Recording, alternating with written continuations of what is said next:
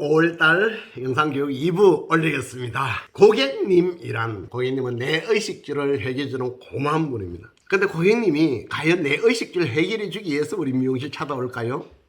이것은 아니다는 것을 여러분 알 겁니다. 고객님은 자기 좋기 위해서 오는 겁니다. 우리를 활용하고 이용하는 것이지 우리 의식주를 해결해 주기 위해서 오는 고객님은 한 번도 없습니다. 고객님이란 나를 숨쉬게 하고 나를 이 자리에 존재할 수 있게 하는 무시무시한 힘의 소유자, 나에게 절구이 될 수도 있습니다. 나에게 끊임없이 노력해라 라고 채찍질하는 분으로도 볼 수가 있습니다.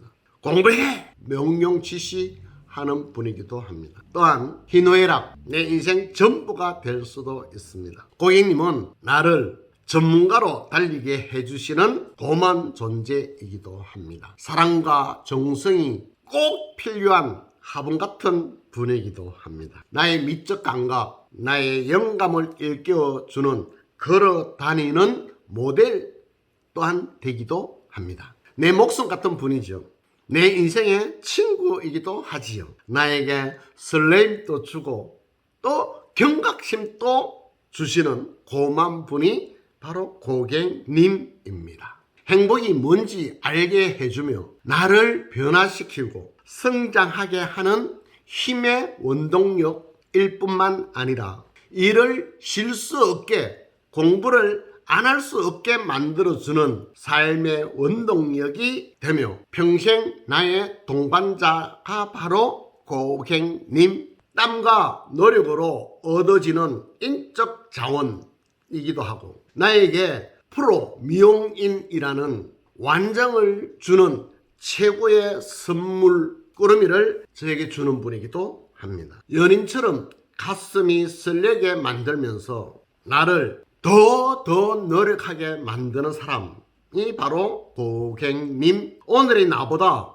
내일의 나를 더 빛나게 만드는 사람, 고객님입니다. 우리는 고객님한테 어떻게 해드려야 될까요? 고객님이 그냥 돈으로 보이는 디자이너도 있을 겁니다. 바가지 씌우는 디자이너. 고객님 바가지를 씌우는 디자이너는요, 미용실 파괴범입니다. 정직해야 됩니다. 고객님은 여러분들 속는 것이 아닙니다. 체면 때문에 속아주는 척을 하고 다음에 안 오실 뿐입니다. 혼자만 안 오는 것이 아니고 주위에 일가친척 가족들 모든 아는 사람한테마다 다 가지 말아라고 흉보고 다니는 사람. 바가지는 그만큼 우리 상업에서는 오늘은 좋지만 내일 무조건 망하게끔 만드는 무서운 흉기가 되니 정직해야 됩니다. 그리고 약속은 무슨 일이 있어도 꼭 지켜서야만 합니다.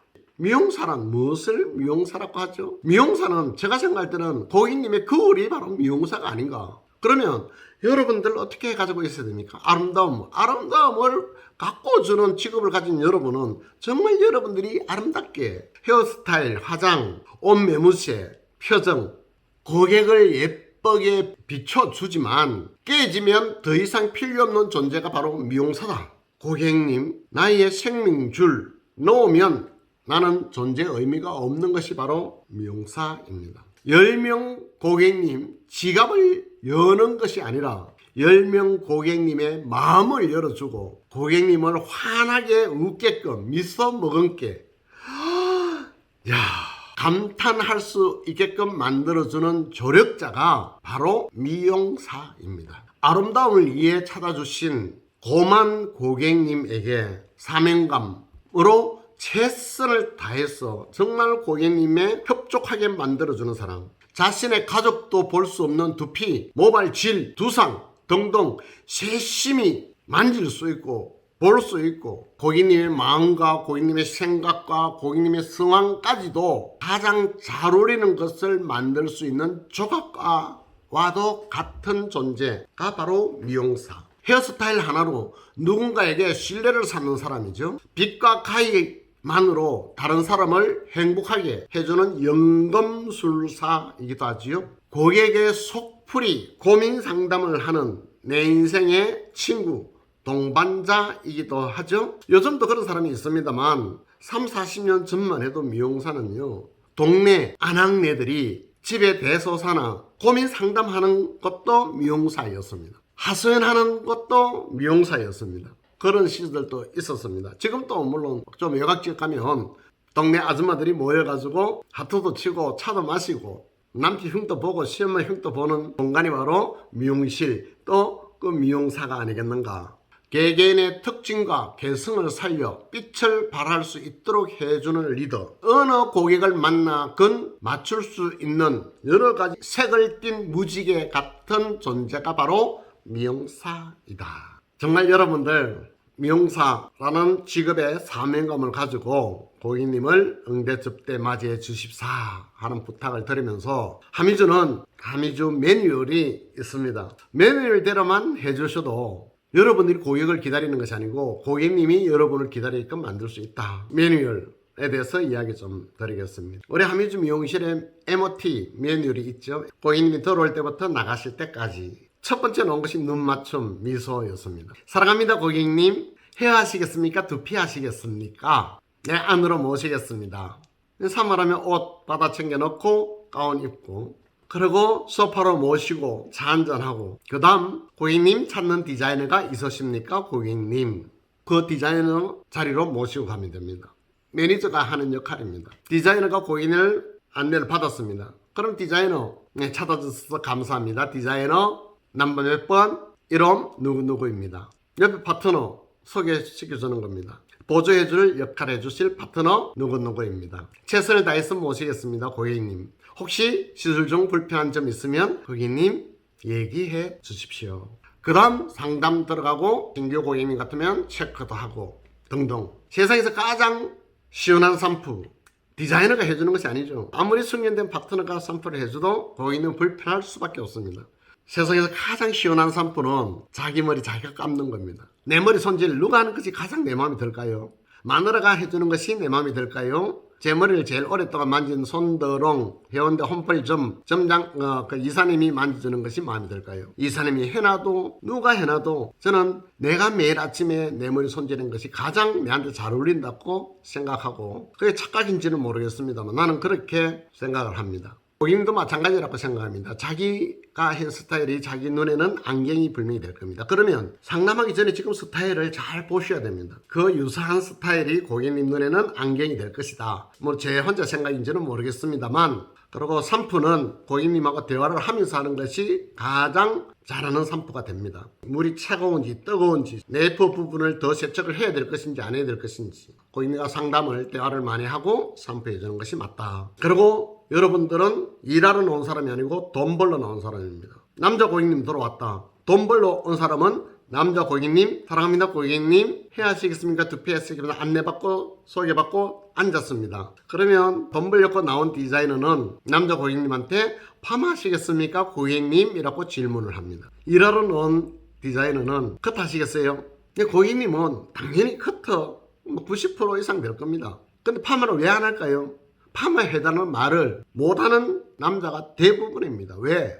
미용실은 아직도 여자들의 전유물로 인식돼 가지고 있습니다. 옆에 고객님이, 여자 고객님이 많이 앉아 있는데 나 파마해 주세요 라고 말할 수 있는 용기를 가진 남자 많이 없을 것입니다. 남자의 마음 여자는 모릅니다. 여자의 마음 남자가 다 읽을 수가 없겠죠. 디자이너들은 대부분 여자가 많습니다. 남자 고객님, 컷하러 온 고객님 파마하시겠습니까? 한마디 하면 남자가 아니요 컷해 주세요. 그러면 요 파마 요 단어를 활용을 잘 하셔야만 여러분들 매출이 올라갑니다. 파마 제안했는데 컷해달라. 네 알겠습니다 고객님. 요즘 2022년도 트렌드가 남자 고객님 파마다. 40대 같으면 40대 남자 고객님 트렌드다. 50대 같으면 50대 남자 고객님 트렌드다. 트렌드는 누가 만듭니까? 디자이너 전문가가 만드는 겁니다. 뭐 가지고 만듭니까? 입으로 만드는 것이 트렌드입니다. 유행은 유행어가 있습니다. 트렌드, 이게 트렌드다 전문가가 계속 이야기하면 그게 트렌드가 되는 겁니다. 패션 트렌드도 물론 마찬가지입니다. 매출액 40% 전판으로 이루어지더라. 어떻게? 내가 사행해보고 제안하니까 전판이 이루어지더라. 돈 벌어 놓은 사람은 전판을 많이 합니다.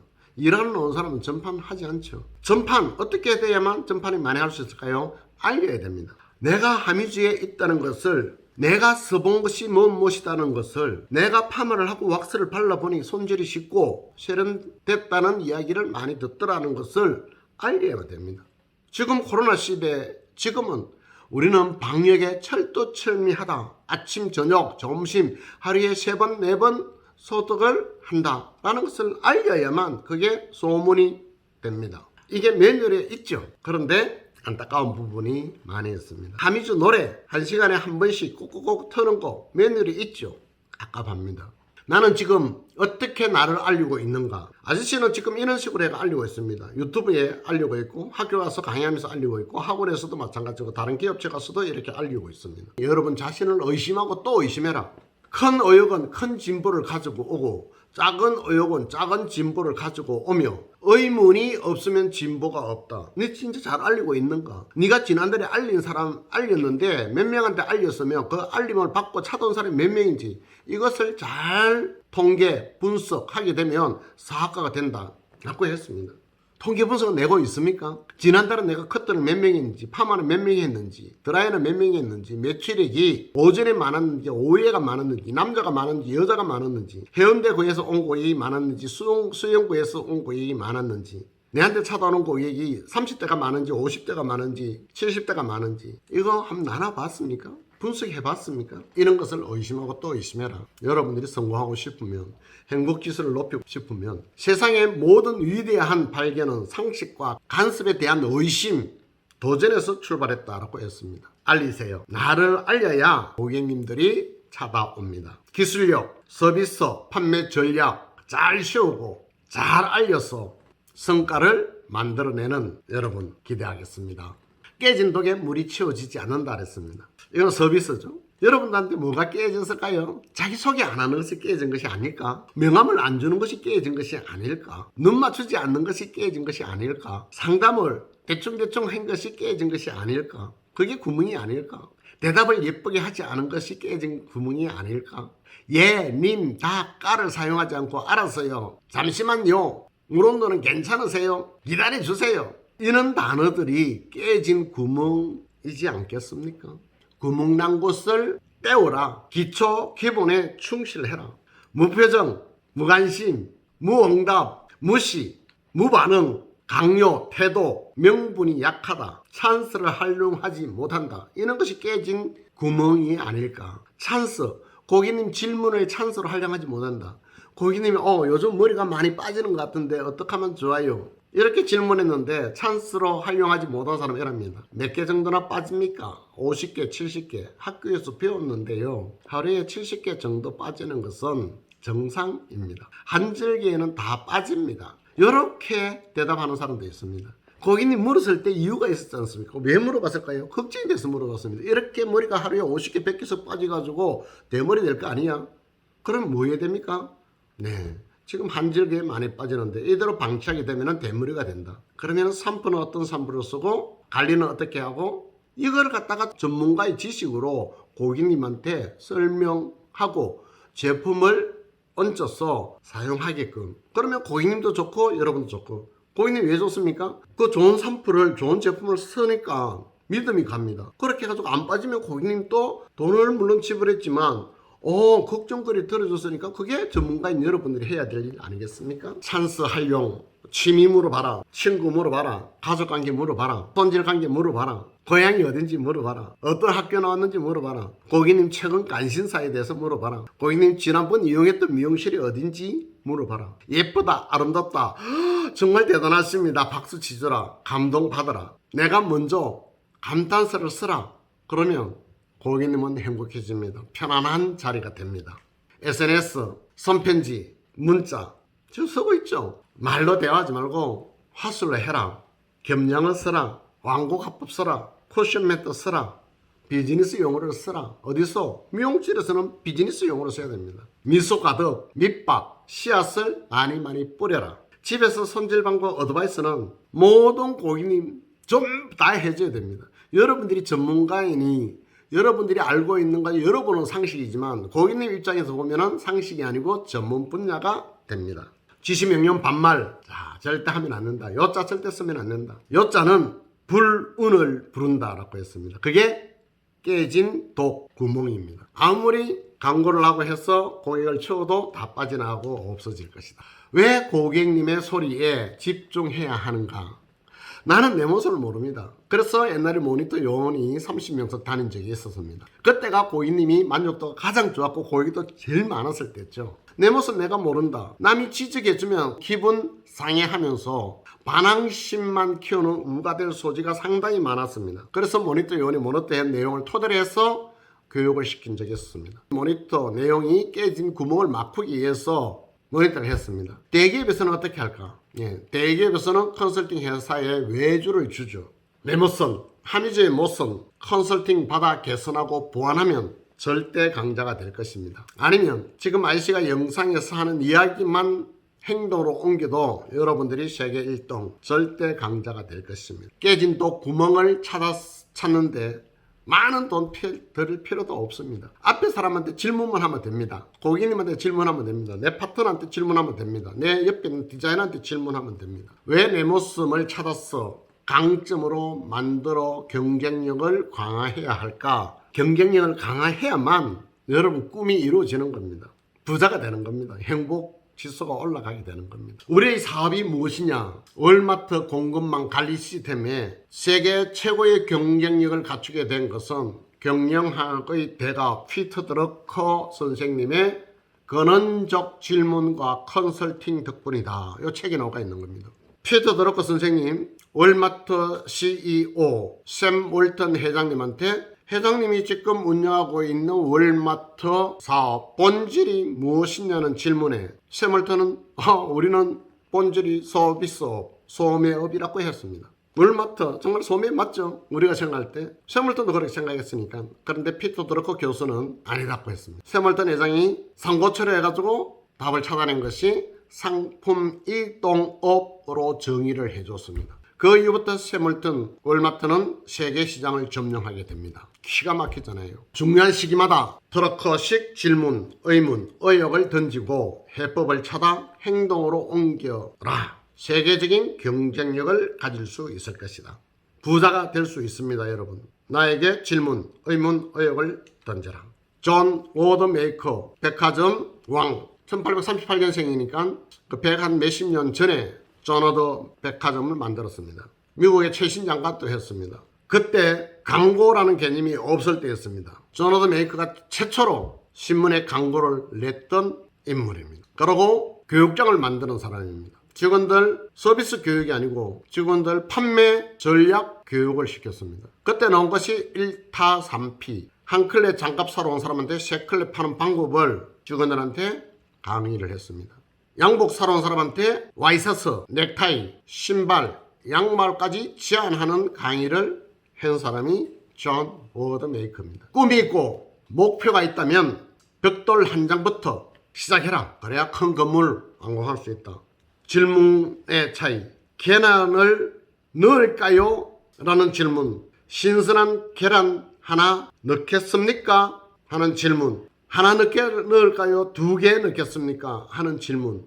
질문, 계란 넣을까요? 하니까 네 라고 했습니다. 그럼 1개 줬습니다. 아니요 하는 사람도 있습니다. 그런데 신선한 계란이 있습니다. 1개 넣으시겠습니까? 예스. 거의 99%가 예스였습니다. 신선한 계란이라는 단어 하나가 확률을 훨씬 끌어올렸습니다. 그런데 이렇게 질문했습니다. 신선한 계란이 있습니다. 하나 넣으시겠습니까? 2개 넣으시겠습니까? 그랬더니 2개 넣겠다는 사람이 더 많았습니다. 이렇게 해서 우리나라 모 재벌, 지금 재벌이 돼가 있는 분은 어린 시절 계란 판매할 때 식당에 가서 어떤 식당에는 장사가 잘 됩니다. 여기는 왜 이렇게 조용하십니까? 그랬더니 주인 아주머니가 묻습니다. 총각, 거기는 어떻게 하던데? 물으니까 이렇게 얘기했습니다. 그 해장국집에는 아주머니가 나와서 고객님에게 해장국을 주면서 계란 넣으시겠습니까? 라고 질문하던데요. 그렇게 하니까 장사 잘 된다. 그 친구가 계란 장사 친구였습니다. 그렇게 하고 한 몇 개월, 1년 정도 지나고 나서 말을 만들어냈습니다. 어떤 집에 장사가 진짜 잘 됩니다. 줄 서가지고 있습니다. 어떻게 하던데 모르니까 거기 식당 주인 아줌마는 신선한 계란이 있습니다. 고객님 1개 넣으시겠습니까? 2개 넣으시겠습니까? 고객님한테 이야기를 하던데요. 이렇게 하니까 자기 계란을 10판, 20판 판매하던 데서 30판, 40판 곱하기가 되더라. 이게 팔아먹는 기술이죠.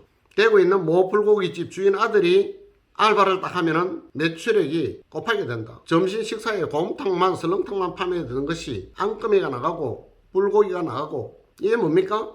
낮에 고객님이 들어오면은 설렁탕 드시겠습니까? 라고 질문하는데 이 아들놈이 딱 오면은 안주를 편안한 자리로 모시겠습니다. 안방 구석방으로 모시고 갔습니다.